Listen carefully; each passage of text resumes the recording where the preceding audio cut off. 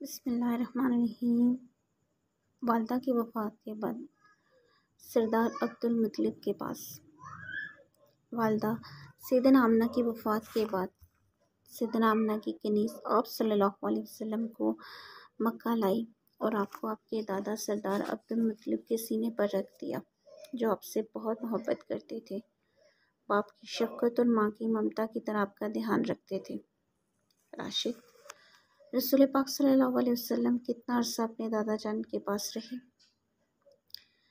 دادا جان رسول پاک صلی اللہ علیہ وسلم 3 سال اپنے دادا جان کے پاس رہے۔ وہ ان کے والدین کا بہترین بدل ثابت ہوئے۔ وہ قریش کے سردار تھے، لیکن رسول پاک صلی اللہ علیہ وسلم جس وقت چاہتے ان کے پاس آ جاتے۔ بلکہ سردار عبدالمطلب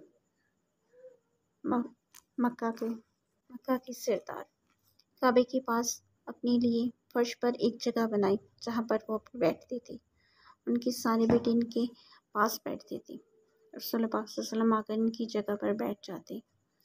جب آپ کے چچا میں سے کوئی آپ کو اس جگہ سے ہٹانا چاہتا تو دادا جان اس کو وہاں سے ہٹنے نہیں دیتے، بلکہ ان سے کہہ دیتے تھے کہ میرے بیٹے کو چھوڑ دو، جہاں چاہے بیٹھے۔